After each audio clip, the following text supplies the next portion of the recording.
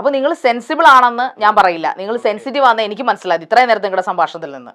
Okay, നിങ്ങൾക്ക് അതാണ് വിചാരം എന്റെ കുറിച്ച്? ഞാൻ പൊതുജനം എന്നല്ല പറഞ്ഞത്, എന്റെ പേഴ്സണൽ ഒപ്പീനിയൻ അല്ല പറയുന്നത്. നിങ്ങളൊരു ആക്ടർ ആണെന്ന് ആഗ്രഹിക്കുന്ന ആളല്ലേ നിങ്ങൾ? സിനിമയിലേക്കോ അല്ലെങ്കിൽ സീരിയലിലേക്കോ അല്ലെങ്കിൽ ഏതെങ്കിലും ഓക്കെ ഫൈൻ, ഫിലിം ഇൻഡസ്ട്രിയിലേക്ക് പോകാൻ ഒരു നായകനോ അല്ലെങ്കിൽ ഈ പറയുന്ന പ്രതിനായകനോ ഐ മീൻ വില്ലൻ നായകൻ ഒക്കെ ആയിട്ട് അഭിനയിക്കാൻ ഇഷ്ടപ്പെടുന്ന ഒരു വ്യക്തി, സ്വാഭാവികമായിട്ട് പൊതുജനം കാണുന്ന ഒരു വ്യക്തി, പബ്ലിക്കിന്റെ മുമ്പിൽ അഡ്രസ് ചെയ്യപ്പെടുന്ന ഒരു വ്യക്തിയാണ്.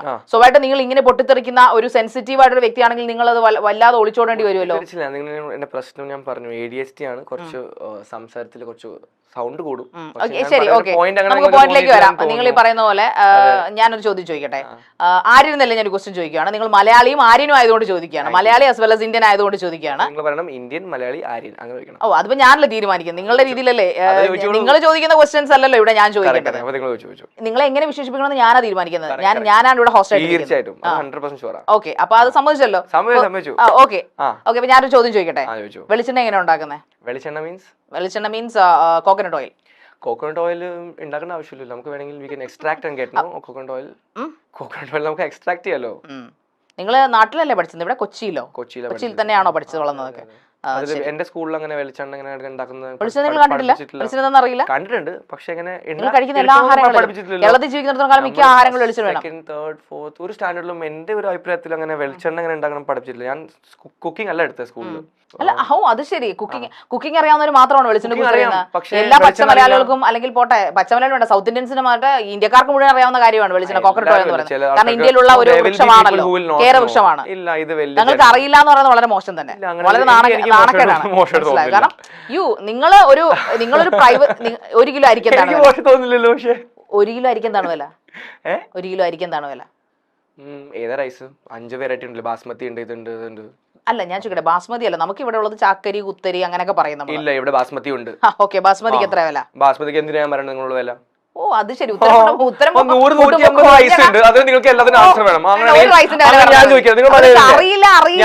കാസർഗോഡില്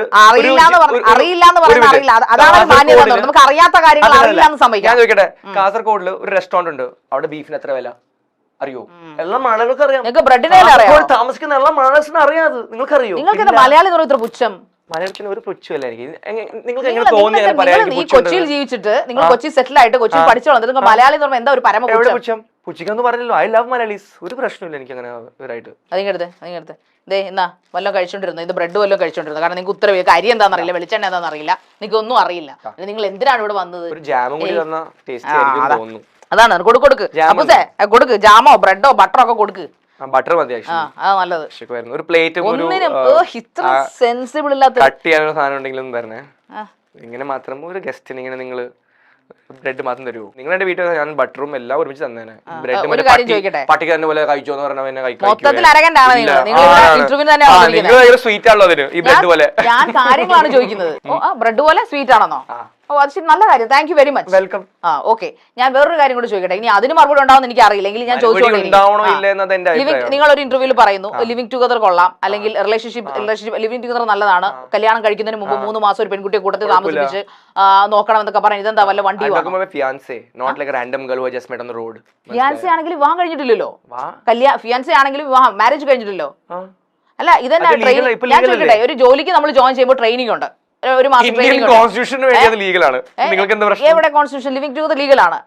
living together legal. Okay, living together legal ആണെങ്കിൽ എനിക്കറിയാം. വെളിച്ചെണ്ണ എന്താ പ്രൈസ്, റൈസിന് എന്താ പ്രൈസ്, പക്ഷെ ലീഗൽ കോൺസ്റ്റിറ്റ്യൂഷൻ പറയുന്ന ഈ കാര്യങ്ങൾക്ക് അറിയില്ല. കാര്യങ്ങളൊക്കെ അറിയാം, എന്താണ് വന്നതെന്ന് അറിയാം. 2 ലക്ഷം നിങ്ങൾ പിന്നെ ചോദിച്ചേ ലീഗലാണോ? ലീഗലാണോ? നിങ്ങൾക്കത് ബേസിക്കലി നിങ്ങൾ കോൺസ്റ്റിറ്റ്യൂഷൻ അറിയില്ല. ഞാൻ ചോദിക്കട്ടെ, നിങ്ങളൊരു ആക്ടർ ആണ്, നിങ്ങൾ ഇവിടുത്തെ ഗസ്റ്റ് ആണ്, അപ്പൊ നിങ്ങൾ ചോദ്യങ്ങൾക്ക് ഒരു ആൻസർ എങ്കിലും തന്നുള്ളൂ. ഏതെങ്കിലും ഒരു ചോദ്യം നിങ്ങൾ ആൻസർ തന്നോ? ഞാൻ ചോദ്യങ്ങൾ ചോദിക്കുമ്പോൾ നിങ്ങൾ അതിനെ ഡിഫെൻഡ് ചെയ്യുവാണ്. ഇത്ര പേടിത്തുറിയാണോ നിങ്ങൾ? ട്രയൽ എടുത്തിട്ട് ഹലോ ഇന്ത്യ അറിയില്ല, ഇങ്ങോട്ട് നോക്കൂ, മുഖത്ത് നോക്കി സംസാരിക്കും. ഓ, വിശപ്പാണോ?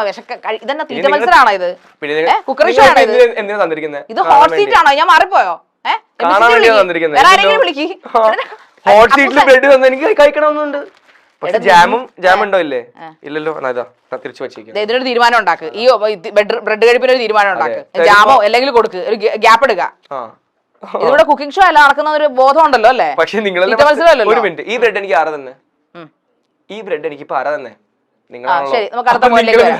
അടുത്ത പോയിന്റിലേക്ക് വരാം. Listen to me. അടുത്ത പോയിന്റിലേക്ക് ഇനി കളിയൊക്കെ മാറി കാര്യത്തിലേക്ക് വരൂ. ഈ വിവാഹ ജീവിതം ട്രയൽ എടുത്തിട്ട് ചെയ്യണമെന്ന് പറയുന്നത് എന്തുകൊണ്ടാണ് നിങ്ങൾ? വിവാഹ ജീവിതം, ഐ മീൻ മാരേജ് ലൈഫ് ഒരു ട്രയൽ ആവാം. അതിൽ 3 months കല്യാണം കഴിക്കാൻ പോകുന്ന പെൺകുട്ടിയുമായിട്ട് താമസിച്ചതിന് ശേഷം വിവാഹം കഴിക്കണം എന്ന്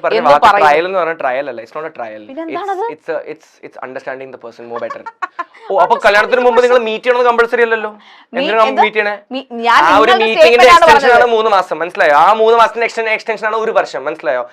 U come to know, you meet the person basically, മനസ്സിലായോ? അല്ല, നിങ്ങൾ കേരളത്തിലെ ആൺകുട്ടികളെ ചീത്തയാക്കല്ലേ ചെയ്യുന്നത്? ഇങ്ങനെയുള്ള വൃത്തികേടുകളല്ലേ പറഞ്ഞു കൊടുക്കുന്നത്? കല്യാണം കഴിക്കുന്നതിന് മുമ്പ് ഏതെങ്കിലും വീട്ടുകാർ സമ്മതിക്കോ? മലയാളി പെൺകുട്ടിയാണോ കല്യാണം കഴിക്കാൻ ഉദ്ദേശിക്കുന്നത്?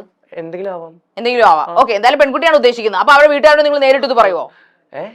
നിങ്ങൾ നേരിട്ട് പറയുമോ അവരുടെ പാരന്റ്സിനോട്? ഇപ്പൊ നിങ്ങൾ കല്യാണ പെണ്ണ് കാണാൻ ചെന്നു, അല്ലെങ്കിൽ എനിക്ക് ഞങ്ങളുടെ മോള് ഭയങ്കര ഇഷ്ടമാണ്, നമുക്ക് കല്യാണം കഴിക്കണമെന്നുണ്ട്, പക്ഷെ ഒരു 3-4 മാസം എനിക്ക് I want spend time with her and I want to get to know your daughter more. Okay, അപ്പൊ എന്താ നിങ്ങൾ പ്രതീക്ഷിക്കുന്ന തിരിച്ചു മറുപടി? ചിലപ്പോൾ പോടാന്ന്, അപ്പൊ ഞാൻ പോകും.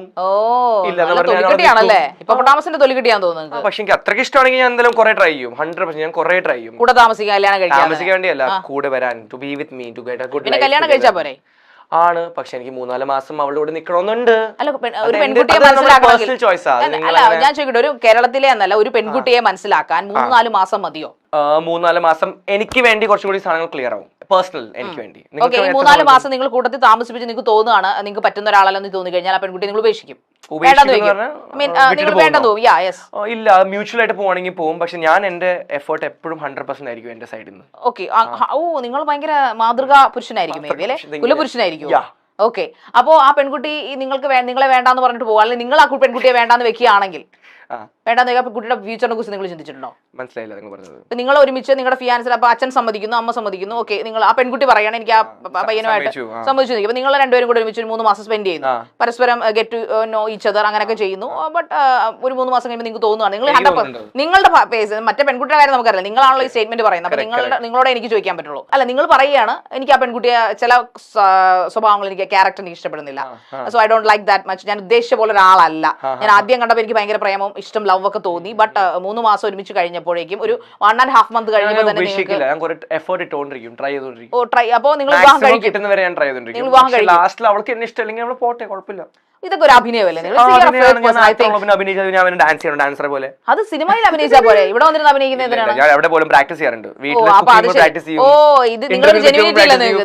മൊത്തത്തിൽ അഭിനയമാണ്. യഥാർത്ഥത്തിലുള്ള ആരെന്നെ കടത്തണമെങ്കിൽ എവിടെ വരണം? വീട്ടിൽ വരണോ? അല്ല, വീട്ടിൽ വരേണ്ട ആവശ്യമൊന്നുമില്ല. പിന്നെ അല്ല, നിങ്ങളെ അല്ല, ഓക്കെ, എവിടെ നിന്നാ നിങ്ങൾ യഥാർത്ഥ ആരെ കാണാൻ പറ്റും? അത് ഞാൻ പറയില്ല, സീക്രട്ടാ. അത് എന്റെ ടെമ്പിൾ പോലെ ആക്ടിങ്ങിന്റെ. നിങ്ങൾ വീട്ടിൽ വന്നാണ് എന്താണ് കുഴപ്പം? ഇപ്പോൾ നിങ്ങളെ അറിയാൻ വേണ്ടിട്ട് വീട്ടിൽ ഇപ്പൊ നിങ്ങൾ വരേണ്ട ആവശ്യം. നിങ്ങളുടെ വീട്ടിലോട്ട് ആൾക്കാരെ കേട്ടില്ലേ? ഇല്ല, കേറ്റും. പിന്നെന്താ, അറിയാത്ത ഫസ്റ്റ് ടൈം ഒരു പ്രാവശ്യം മാത്രം മീറ്റ് ചെയ്ത ആൾക്കാരെ കേട്ടില്ല.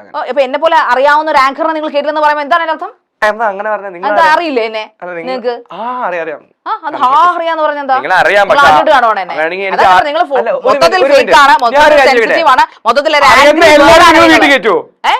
അറിയുന്ന എല്ലാവരും നിങ്ങൾ വീട്ടിൽ കേട്ടു. അറിയാവുന്നതല്ലേ നമ്മൾ വീട്ടിലോട്ട് നമ്മളെ ഒരാളെ ഗസിപ്പ്. നിങ്ങൾ എന്റെ വീട്ടിലേക്ക് വരുന്നു, ഞാൻ വീട്ടിൽ കേട്ടില്ലേ? ആര്യൻ, ഞാൻ അങ്ങനെ ഒരാളോട് പറഞ്ഞിട്ടില്ല. ഞാൻ പറയാതെ എന്റെ ഇന്റർവ്യൂവിൽ നിന്നും എന്റെ കഴിവ് കൊണ്ട് ആൾക്കാരെ തിരിച്ചറിഞ്ഞതാണ്. ഞാൻ ഒരാളോട് പറഞ്ഞിട്ട് ഞാൻ ശാരികയാണ്, ഞാൻ മൈൽസ്റ്റോൺ മേക്കേഴ്സ് ആങ്കർ ആണെന്ന് പറയാറില്ല. ഞാനൊന്ന് ചോദിക്കട്ടെ, ഞാൻ ആങ്കറിലാണ് സ്പെഷ്യലൈസേഷൻ ചെയ്തിരിക്കുന്നത്, മനസ്സിലായോ? എനിക്ക് തരുന്ന ജോബ് 100% സാറ്റിസ്ഫൈഡ് ആയിട്ട് ചെയ്യുക എന്നുള്ളത് മാത്രമാണ് ചെയ്യുന്നത്. പക്ഷെ ഞാൻ അതിൽ ഫേക്ക് അല്ല. നിങ്ങൾ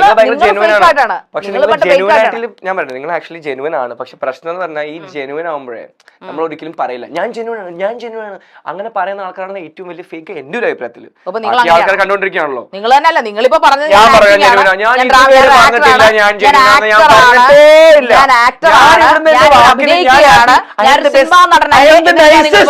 ഞാനങ്ങനെ പറയില്ല. I M good, I am very nice എന്ന് പറഞ്ഞ ആൾക്കാരാണ് ഏറ്റവും വലിയ എന്റെ ഒരു അഭിപ്രായത്തിൽ ഏറ്റവും വലിയ. അല്ല, നിങ്ങളിപ്പോ ഇവിടുന്ന് പറയുന്നത് ഞാൻ ഫേക്ക് ആണെന്നാണ് പറയുന്നത്. അല്ല, പിന്നെ പക്ഷെ നിങ്ങളെ പറഞ്ഞ ഞാൻ ഫേക്ക് ആണ്. നിങ്ങൾ പറയുന്നതിന് അഭിനയിക്കാണെന്നാ പറയുന്നത്.